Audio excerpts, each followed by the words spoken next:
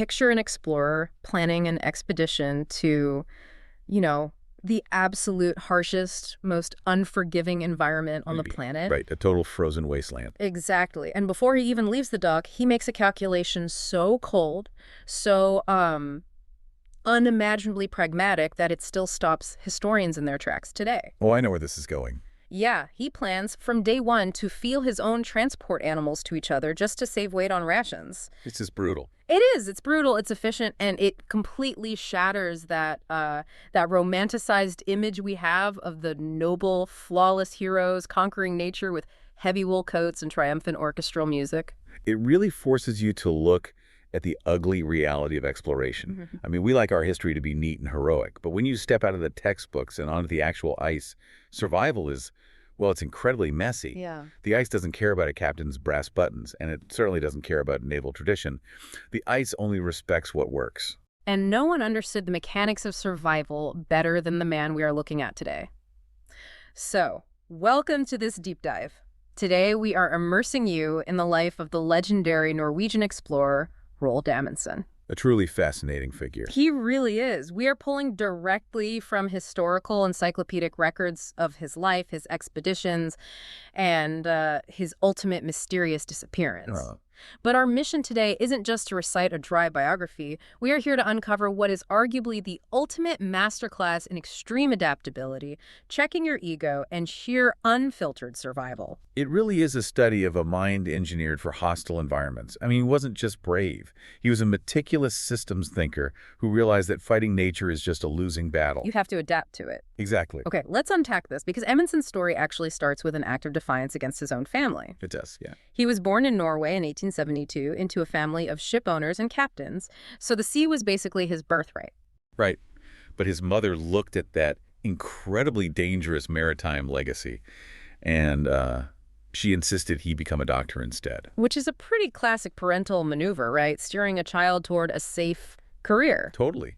And he actually honored that for a while. He went to university to study medicine, keeping that promise to his mother. But he hated it, didn't he? Oh, absolutely. He had been secretly obsessing over the narratives of British Arctic explorers since he was a teenager. So the moment his mother passed away, he was 21 at the time, he immediately dropped out of university and went to sea. The die was cast. But he didn't just jump into being a legendary commander right away. No, not at all. To understand the philosophy that kept him alive later on, you first have to look at a time when he was just a vulnerable first mate on a mission that went catastrophically wrong. Right, the Belgian Antarctic expedition. This was 1897 to 1899. Amundsen was 25 years old, serving on a ship called the RV Belgica. And this expedition holds the rather grim distinction of being the first to overwinter in Antarctica. And we should clarify for everyone listening, overwintering was not part of some brilliant master plan. No, they got trapped. Completely trapped. Yeah, they navigated into the sea ice off the Antarctic Peninsula, and the ocean literally froze solid around them. Which is terrifying. It is. This is something people often don't realize about wooden ships in the ice. When the temperature drops and the sea freezes, the ice expands. Right. It exerts thousands of tons of crushing pressure against the hull. So the Belgica was locked in place like a fly in amber. Which means they are stuck in a wooden box. The Antarctic sun disappears for months of total darkness. The temperatures plummet, and they are horribly underprepared. Completely underprepared. And then the real killer arrives. Scurvy. Yeah, scurvy is a horrific disease. It's caused by a severe deficiency in vitamin C. Yeah. Your body essentially stops being able to maintain collagen. Oh, wow. Yeah, your joints swell, your gums rot, your teeth literally fall out, and profound lethargy sets in.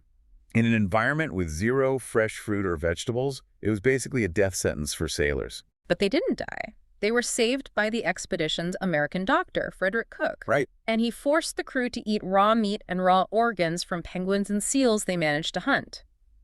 But wait, I have to ask. Sure. If cooking the meat destroys the vitamin C, how did a 19th century doctor know to feed it to them raw before modern biochemistry even understood what a vitamin was? It was pure empirical observation.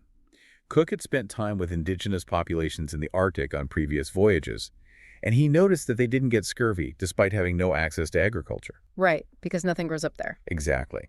He observed that their diet consisted heavily of fresh, raw meat. The biochemistry of it is actually fascinating. Animal organs, particularly the liver, contain trace amounts of vitamin C. Just enough to keep you alive. Yes, just enough to prevent and reverse scurvy. But because vitamin C is highly sensitive to heat, the moment you cook the meat, you destroy the nutrient. So you have these proud European sailors, used to their salted beef and hardtack biscuits, forced to sit in the freezing, pitch-black darkness, chewing on raw, bloody penguin offal just to stay alive. A vivid image. It is. And it's the perfect analogy for a modern failed tech startup. Oh, really? That's an interesting way to look at it. How so? Well, think about it. You go in with all this backing, all these grand textbook theories about how your product should work. Then the market shifts, like the ocean freezing, and everything breaks. Your beautiful plan fails catastrophically, and the only way you survive the crisis is by completely abandoning your ego, rolling up your sleeves, and doing the absolute ugliest, most unglamorous grunt work imaginable. You literally have to eat the raw penguin offal to survive. What's fascinating here is that is a highly accurate framing, because surviving the Belgica nightmare forged Amundsen's entire operating philosophy. Yeah. He learned firsthand that nature does not negotiate with your traditions. If your textbook says one thing, but the environment demands another, you burn the textbook. And he took that mindset directly into his first massive leadership test, which was navigating the Northwest Passage. Right, between 1903 and 1906. For centuries, this theoretical sea route through northern Canada connecting the Atlantic and Pacific Oceans was the ultimate prize. And for centuries, massive British naval expeditions had thrown everything they had at it, and they just failed. They failed largely because they tried to overpower the Arctic through sheer industrial might. Right. They brought massive ships with deep drafts, meaning the hull extended deep underwater.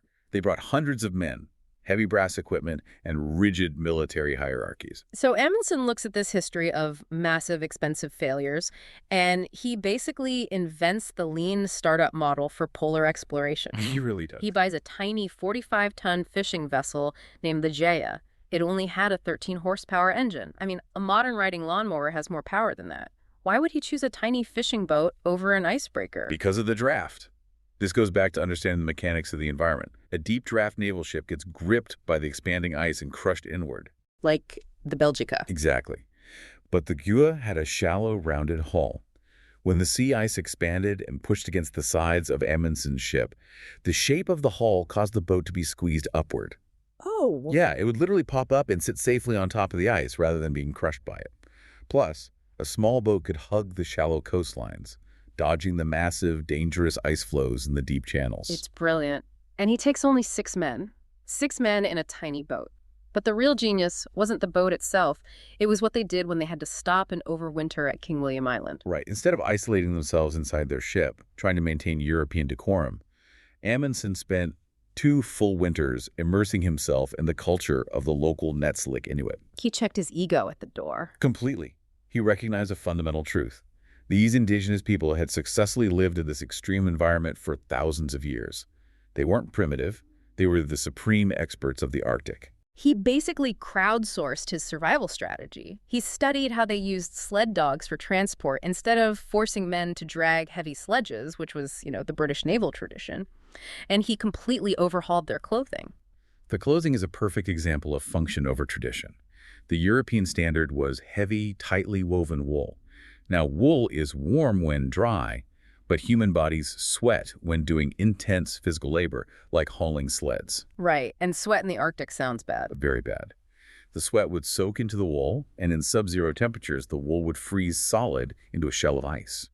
The Inuit, however, wore loose-fitting garments made of animal skins. But how does the animal skin solve the sweat problem? It's all about airflow and moisture management. The fur, particularly caribou hair, is hollow, which provides incredible insulation by trapping warm air. Okay. But because the garments were loose and expertly tailored, they acted almost like a chimney. The heat and moisture from sweat could vent out of the neck and sleeves before it had a chance to freeze. That is so smart. It really is. Amundsen ordered his men to abandon their expensive wool and dress exactly like the Inuit. And by adapting to the environment instead of fighting it, it worked. They successfully traversed the Northwest Passage. But the way he announced this victory to the world, this completely blew my mind in the research. It's one of the most astonishing physical feats of his life.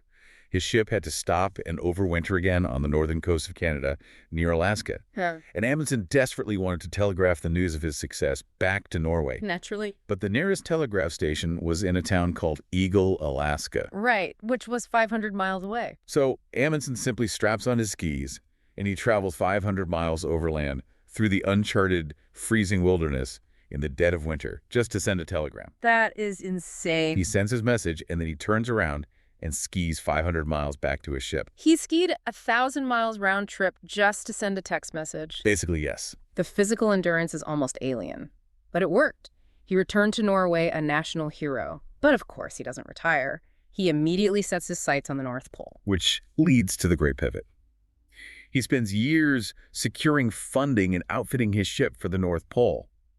But just as he is preparing, news breaks that 2 American explorers, including his old doctor friend from the Belgica, Frederick Cook, are claiming they have already reached the North Pole. So Amundsen's ultimate prize vanishes overnight, and his financial backers, who were promised the prestige of the North Pole, are suddenly getting cold feet. Right. What does he do? He basically ghosts his investors and executes one of the greatest geographical bait and switches in history. He decides, in total secrecy, to sail for the South Pole instead. He couldn't tell his financial backers, because they would have pulled the plug. Obviously. He only told his brother, and he didn't even inform his own crew until the ship had sailed all the way to a stopover in Madeira off the coast of Africa. And he certainly didn't tell his main rival, the British explorer Robert F. Scott, who had already announced a massive, highly publicized expedition to the South Pole. Amundsen just sends Scott a terse telegram that essentially says, "Beg to inform you, from proceeding Antarctic, Amundsen." It was an incredibly aggressive move, triggering an immediate high-stakes race to the bottom of the Earth. Here's where it gets really interesting, because the way Amundsen executed this race challenges everything we want to believe about heroic exploration. It really does. He arrives at the Bay of Whales in January 1911 and applies all the lessons he learned from the Inuit. He has the animal skins, the skis, and a massive pack of sled dogs. But his strategy for those dogs is deeply unsettling. Unsettling to modern sensibilities, absolutely. But it was rooted in the pure, unadulterated pragmatism he learned on the Belgica.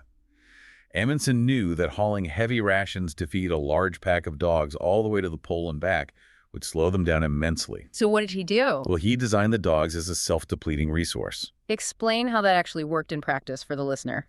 As they traveled toward the pole and consumed their supplies, the sledges became lighter. Lighter sledges require fewer dogs to pull them.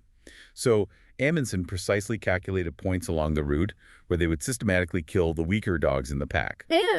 They butchered them and fed the fresh meat to the surviving dogs and to the men themselves. It is genuinely shocking. You are traveling through a frozen wasteland, relying on these animals who are actively pulling you forward, and your plan from the start is to shoot them, butcher them, and eat them to prevent scurvy.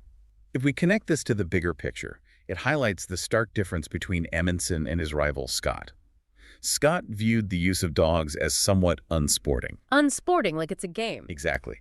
He relied heavily on the British tradition of man-hauling, where exhausted men dragged incredibly heavy sledges through the snow, as well as unproven experimental motorized tractors that almost immediately broke down in the extreme cold. So Scott's approach was a romanticized nightmare. His men suffered unimaginable physical agony. Exactly. Amundsen stripped away all romance and sentimentality. His singular goal was to reach the pole first and get his men back alive.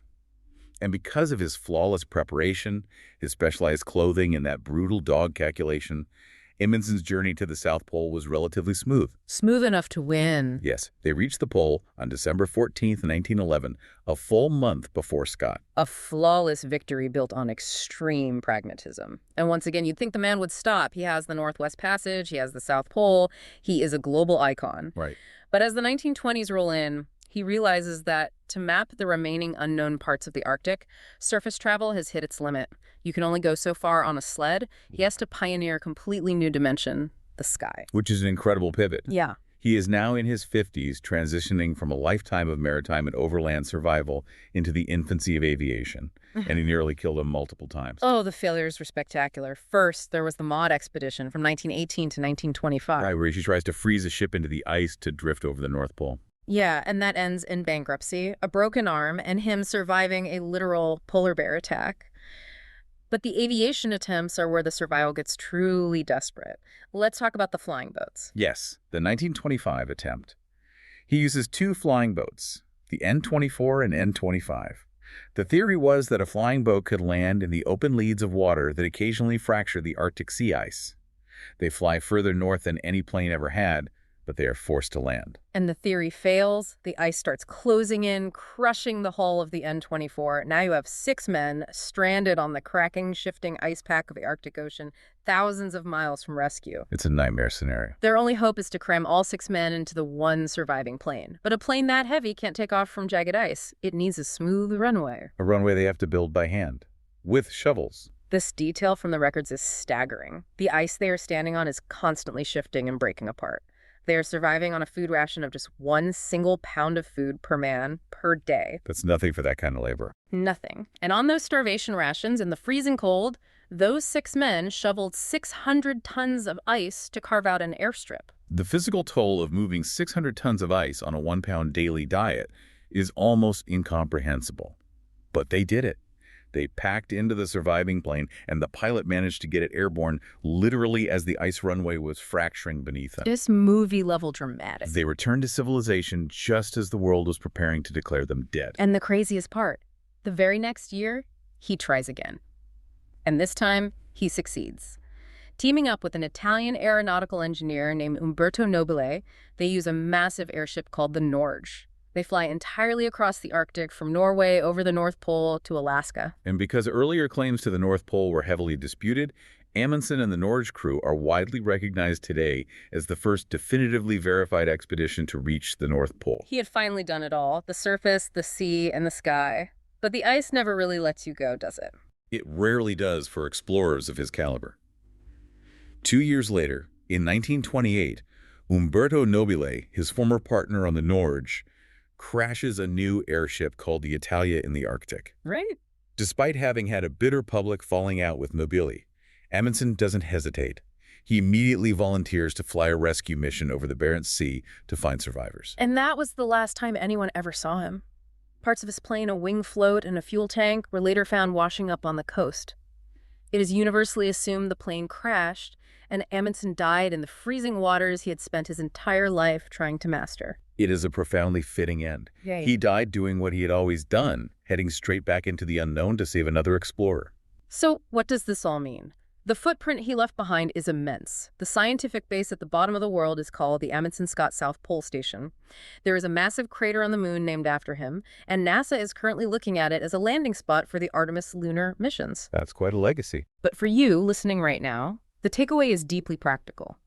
If you are launching a business, managing a crisis, or trying to learn a complex new skill, Amundsen's method is the blueprint. Check your ego. Seek out the people who actually know the landscape, and be willing to embrace the unglamorous, ugly work to survive. He was the ultimate master of preparation. But there is one final detail in his personal records that I think recontextualizes his entire legacy. Oh, what's that? Amidst all this relentless, machine-like efficiency, Amundsen maintained a deeply secretive long-term relationship with an Englishwoman named Kiss Bennett. Wait, he kept it a secret from the world. Entirely hidden from the public. Oh. And it highlights how strictly he compartmentalized his life. The biographer named Julian Sancton noted something very revealing.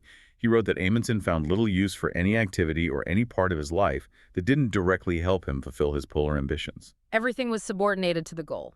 Everything. Which leaves you with a very provocative question to ponder as we wrap up. If you relentlessly optimize every single facet of your existence, your comfort, your relationships, your morals, even your own humanity, for one monumental goal. What happens to your humanity? Exactly. Is the ultimate price of achieving unparalleled historical greatness the total sacrifice of a normal, fulfilling human life? When the ship is trapped in the dark and the ice is closing in, you have to decide exactly what parts of yourself you are willing to consume just to achieve the impossible. Thank you for joining us on this deep dive. Until next time.